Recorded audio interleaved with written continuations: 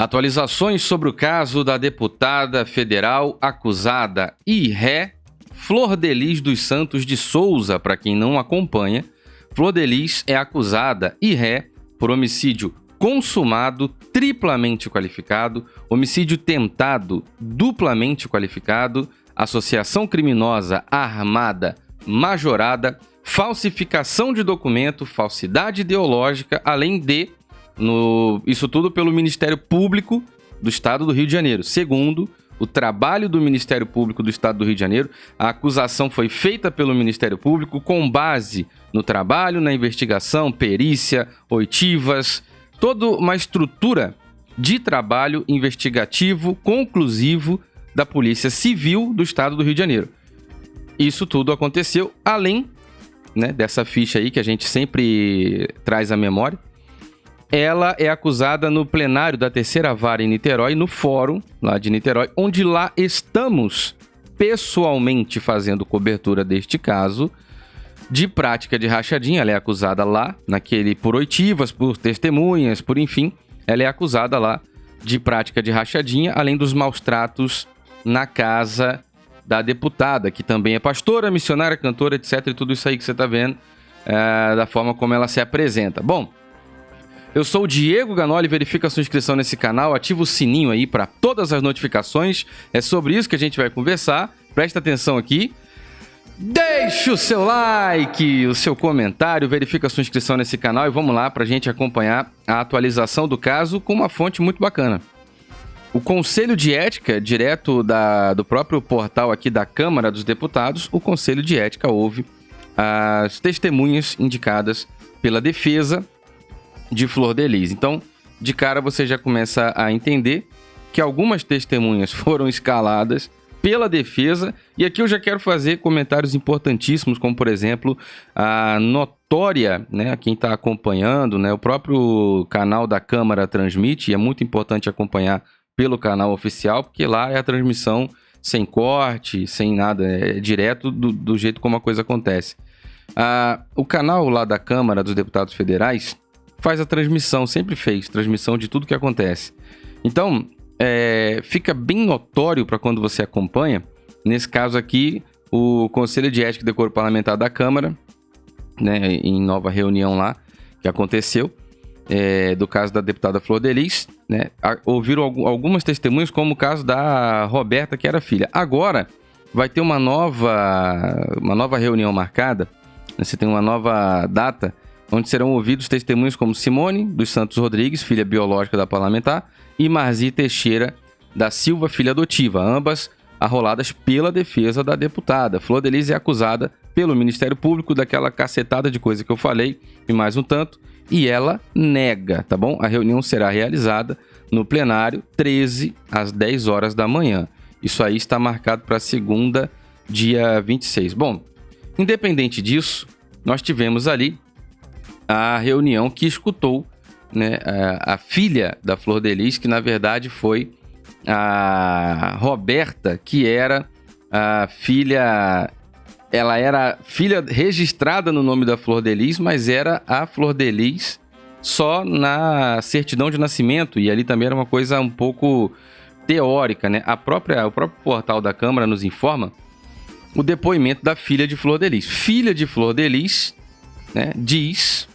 A filha dela diz que ela é a cabeça número 1 da execução do Anderson. Ou seja, a matéria é bem pontual, direto do portal da Câmara dos Deputados.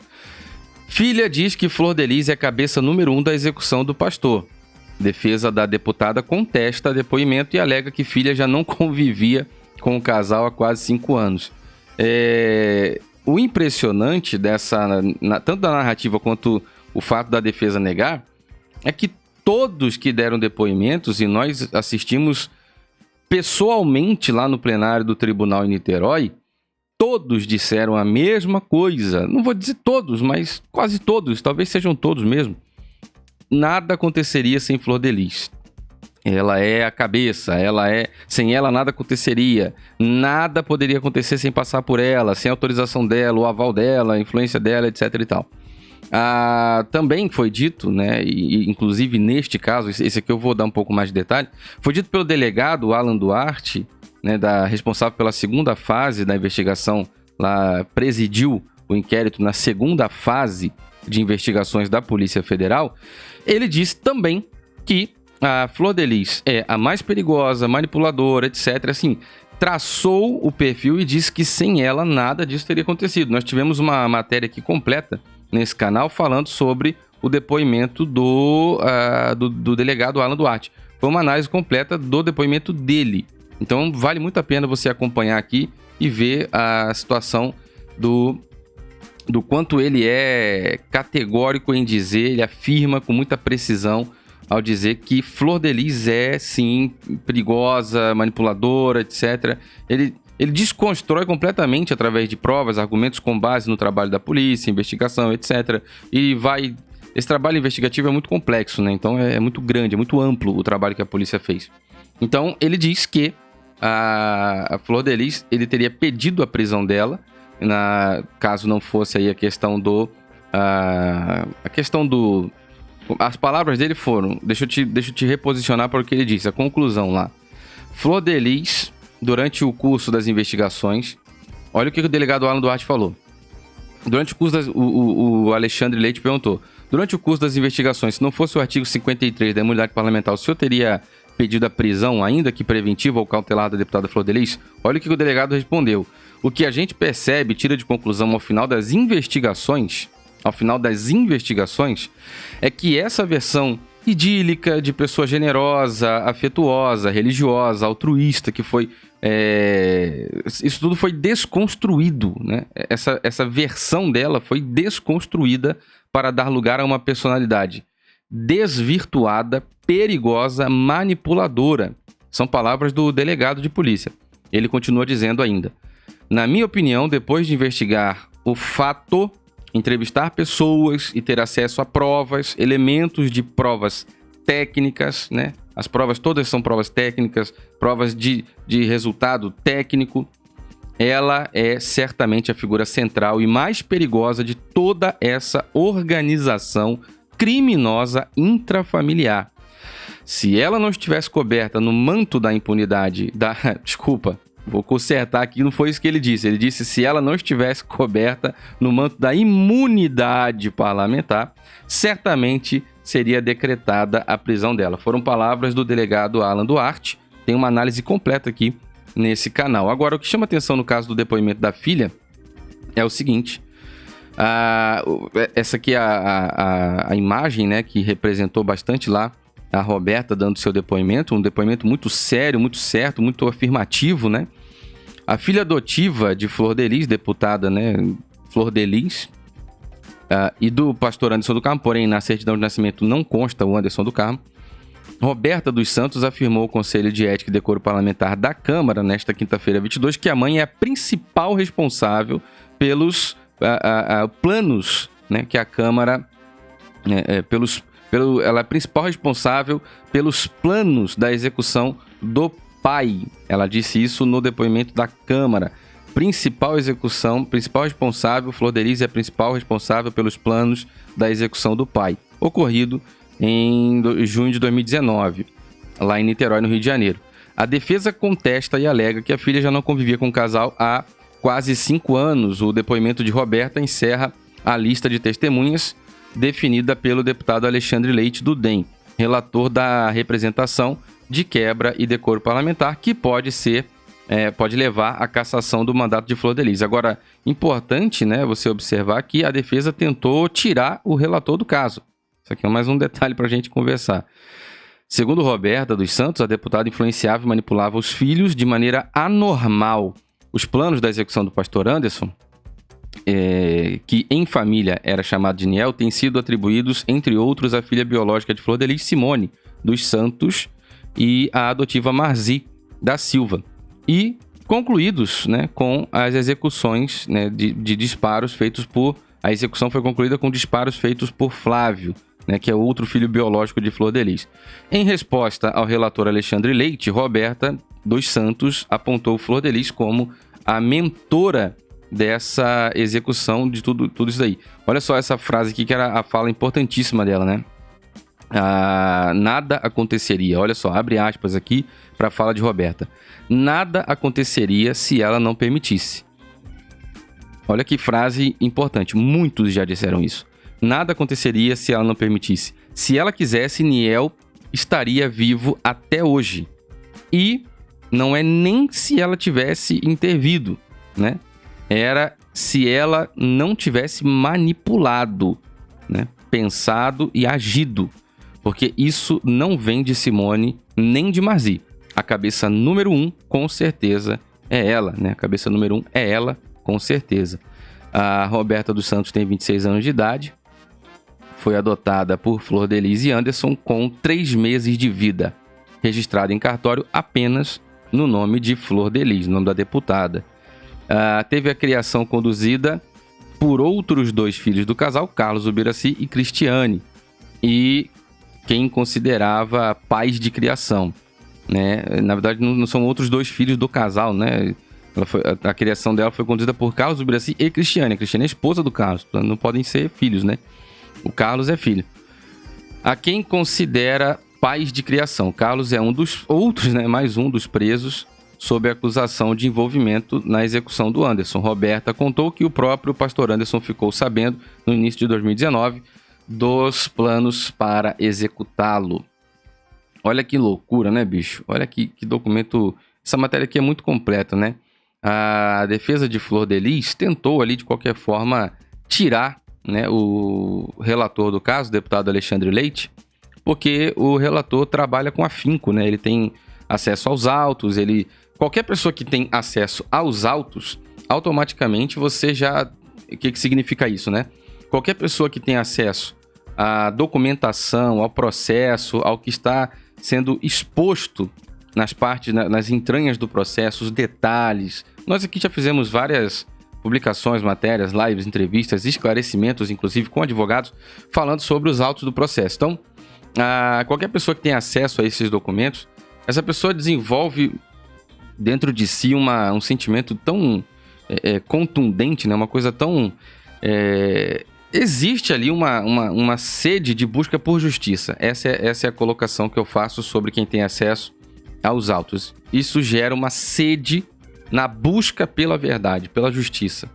E o posicionamento aqui do nosso trabalho, tanto o meu como qualquer outra coisa que envolva o meu trabalho, é que nenhum inocente seja tido por culpado para que venha pagar pelo que não fez. E que nenhum culpado seja tido por inocente para ficar solto por aí e fazer de novo, né? E fazer escárnio da cara do povo ainda por causa da impunidade. Uma das coisas que a gente mais combate aqui, mais batalha, são as bandeiras que a gente levanta, é justamente estar em busca desse fim da impunidade. A impunidade no Brasil é a mãe grande responsável por todas as mazelas, porque a partir do momento que você é um país que pune, nada passa, você tem ali uma barreira muito forte, nada passa, puniu, é a questão do precedente, né? Fez e ficou impune, o outro vai fazer também, aí 10, depois 1.000, depois 1 milhão, depois o país inteiro está fazendo porque fica impune.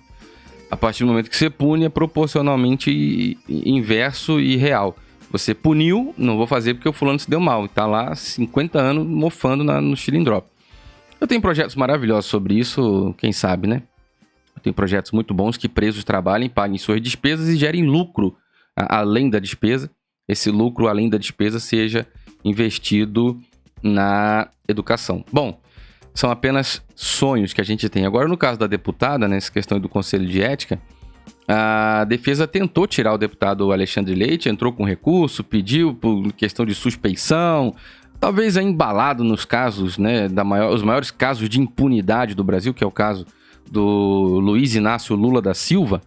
Então, o maior caso de impunidade do Brasil, talvez inspirado nisso, né, envolvendo ali a questão do juiz Sérgio Moro, aquela coisa, talvez inspirado, né, nessa semana do embalo da impunidade no Brasil, a defesa tenta argumentar contra o relator do caso. Automaticamente, o deputado Paulo Azi, do DEM da Bahia, diz que não existe essa questão da imparcialidade.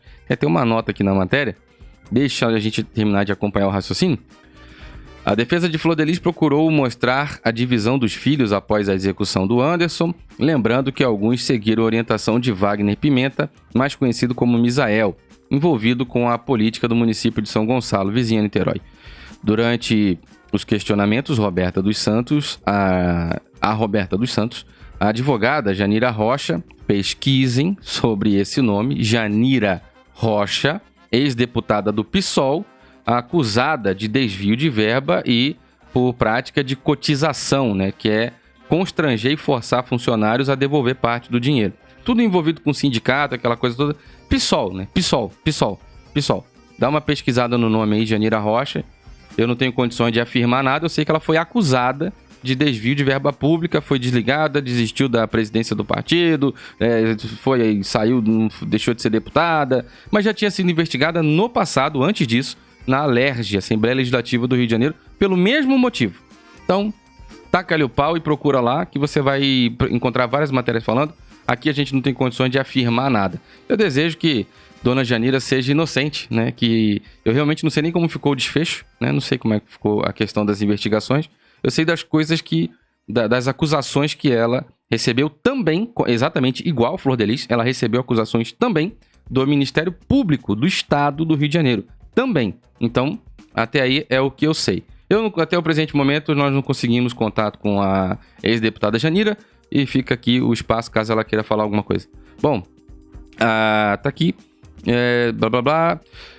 Enfim, tá lá. Tentaram meter culpa no Misael, etc e tal, que as pessoas foram pro lado de Misael e, enfim, é uma tentativa de polarizar, é uma coisa bem, né, enfim, eu teria vários exemplos para falar sobre as estruturas que se utilizam da polarização e etc, enfim.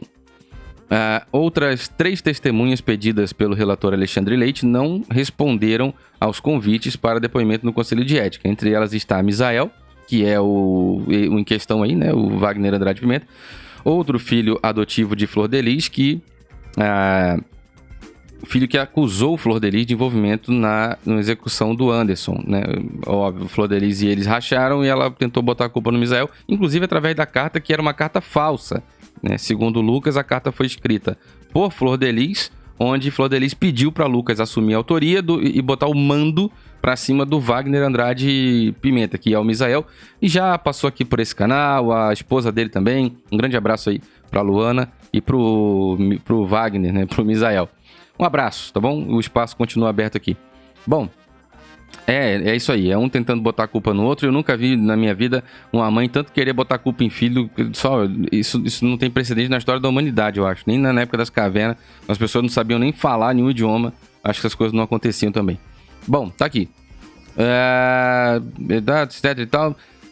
Pois tentaram botar a culpa no Misael e o pau quebrou e foi isso aí mesmo, tudo bem. Para não atrapalhar a previsão do encerramento da fase de instrução do processo, em 13 de maio, o relator abriu mão de novos convites pendentes, né?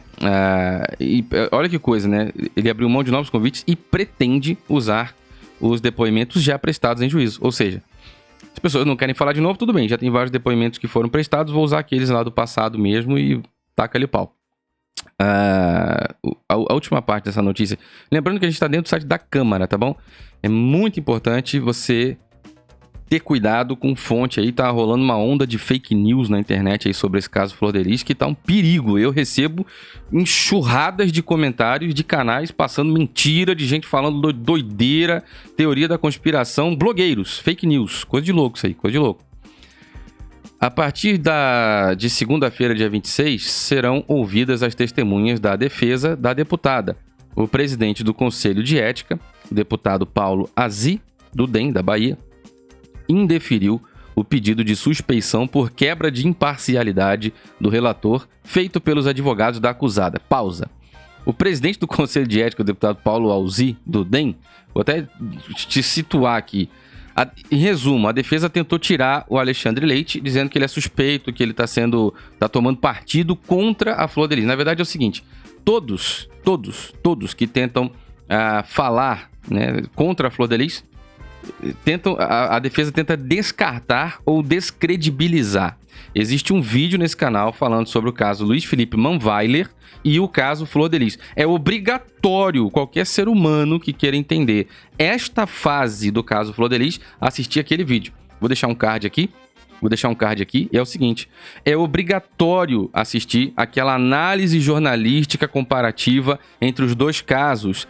É o vídeo mais completo, que mais define, que mais explica esta fase atual. E eu falei prevendo, eu falei lá atrás, fiz essa análise, já faz tempo que eu tô fazendo esse estudo, essa análise jornalística, e foi lançado esse vídeo aqui no canal. Caso Luiz Felipe Manweiler, Tatiane Spitzner, da sacada do apartamento, pá, aquela confusão toda lá no sul do Brasil, e o caso Flor de Lis. 2 casos conectados, e lá eu falava da previsão do futuro. Como seria o próximo passo, a próxima etapa da defesa de Flor de Lis? Está sendo tal qual foi dito lá atrás. Assista o vídeo. Vou deixar um card aí, quem sabe o link na descrição. Paulo Azy, para quem não conhece, está aí o deputado que preside a sessão lá no Conselho de Ética. Paulo Veloso. Esse é o senhor que, em questão, presidindo lá os trabalhos do Conselho de Ética lá, pelo menos as sessões, né? Não é o Juscelino Filho que é o presidente do Conselho de Ética, mas ele é quem está à frente, né, ele é o presidente do Conselho, presidente dessa etapa lá, tá? O presidente do Conselho de Ética, como é descrito na matéria, né, presidente do Conselho de Ética, Paulo Azy, do DEM da Bahia, indeferiu o pedido de suspeição por quebra de imparcialidade do relator feito pelos advogados da acusada. Assista ao vídeo Luiz Felipe Manweiler, Flor de Lis, é obrigatório. Tá desenhado lá. Também foi marcada uma reunião interna para terça-feira, dia 27, a fim de discutir questionamentos quanto a suposto cerceamento da defesa de Flor de Lis, tá vendo? Um abraço aí para José Carlos Oliveira, né? A edição de Geórgia Moraes. A estratégia da defesa sempre foi e continua sendo retardar o processo. Tentaram tirar, você talvez não saiba disso, mas estão fazendo com o deputado Alexandre Leite, o que já tentaram fazer no passado com Ângelo Máximo. Muitos de vocês não sabem, e salvo engano, eu falei isso aqui no passado. Estavam tentando tirar o advogado Ângelo Máximo do caso. Estavam tentando tirá-lo. Salvo engano, o próprio Ângelo Máximo deve ter comentado isso aqui em entrevistas. Lembrando que esse foi o primeiro canal a trazer pessoas de dentro do caso, convidados, envolvidos, testemunhas, filho de Flor de Lis, Luana Rangel, Misael, enfim. E todos os advogados. Esse canal conversou com 2 peritos da Polícia Civil, dois peritos diferentes, entrevistas diferentes, pessoas diferentes, que atuaram em momentos diferentes do caso. 2 peritos do caso, da Polícia Civil, que trabalharam no caso Flor de Lis. Então, nós temos feito muitas análises que estão totalmente assertivas com o desfecho desse caso. Totalmente assertivas com relação ao processo, ao momento em que se encontra esse caso. Então, é importante, né? Esse vídeo do Luiz Felipe Manweiler e Tatiane Spitzner e o caso Flor de Lis e Anderson do Carmo, um comparativo de análise, é incrível. Está desenhado ali o caminho que a defesa já está adotando. Assim como tentaram tirar o Dr. Ângelo Máximo no passado de dentro do processo lá de Niterói, tentaram tirá-lo de todas as formas. Não conseguiram, porque ficou desenhado para a estrutura da terceira vara de Niterói, que estavam numa estratégia de defesa, estavam articulando ali uma estratégia de defesa, tentando simplesmente descartar um advogado legitimamente constituído. Então, isso não prosperou, foi uma estratégia frustrada.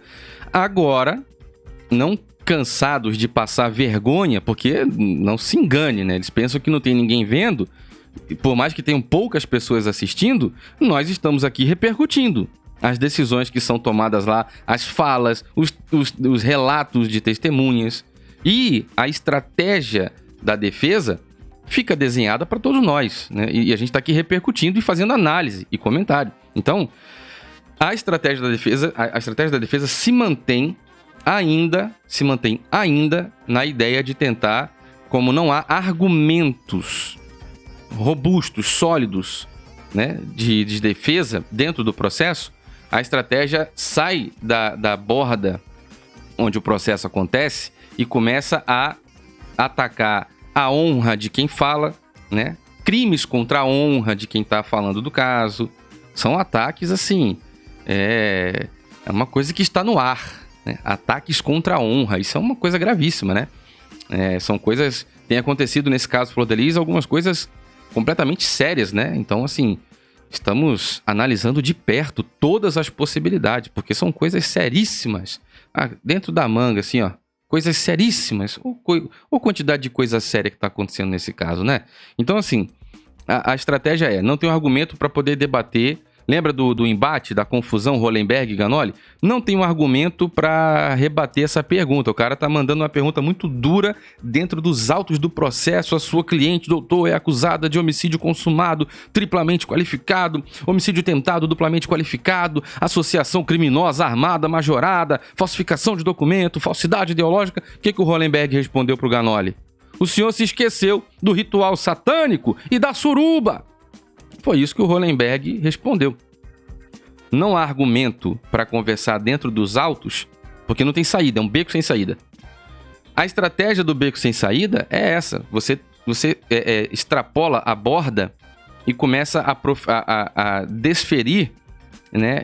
É o argumento ad hominem. É exatamente essa. A defesa, pronto, né? A pesquisa no Google lá. Argumento ad hominem. Falácia. É exatamente você não ter mais como manter um diálogo por falta de conteúdo mesmo, por falta de capacidade argumentativa. Você não tem como argumentar dentro de informações lógicas, razoáveis e tal. E aí você parte para a estratégia do... Isso é um circo, né? Começa a fazer... É exatamente uma... Por isso que dizem que o júri, as audiências e a função ali do advogado perante uma plateia é exatamente um teatro, né? Onde você, na oratória, na retórica, na sua capacidade argumentativa e de persuasão, ganha quem for o melhor. Já não ganha mais quem está com a verdade, nem quem está com a justiça. Ganha quem for o melhor em convencer. Então, se esses argumentos são muito duros e muito lógicos e dentro da razão, a outra parte tem que sobressair. Se não tem como sobressair em argumentos, sobressair no espetáculo. Aí é o centro das atenções, é o grito, é o desespero, é o berro, é a arrogância, é a ignorância, e é ofensas, e também certo tipo de afronta, etc e tal, como foi o embate Hollenberg e Ganoli. Agora, exatamente como fizeram com o Dr. Ângelo Máximo, tentando tirá-lo do caso, e tentaram tirar a credibilidade dele, tentando falar que ele estava fazendo isso, fazendo aquilo. Se você não sabe, há 2 entrevistas, este canal aqui foi parar dentro de processo lá, porque teve 2 entrevistas com o Dr. Ângelo Máximo. Então tentaram tirar o Dr. Ângelo Máximo desse caso por ter dado 2 entrevistas aqui nesse canal. Eu mostrei o documento na época, tinha junto ao comparativo, né, de veículos que argumentam sobre o caso e fazem análise e tudo mais, estava lá CNN, Globo, SBT e 2 entrevistas do canal Diego Ganoli. Nenhum outro veículo além disso. Então, 2 entrevistas com o Dr. Ângelo Máximo, que aconteceram neste canal Diego Ganoli, foram peticionadas, entraram dentro de petição para argumentar e tentar tirar o Dr. Ângelo Máximo do caso, né?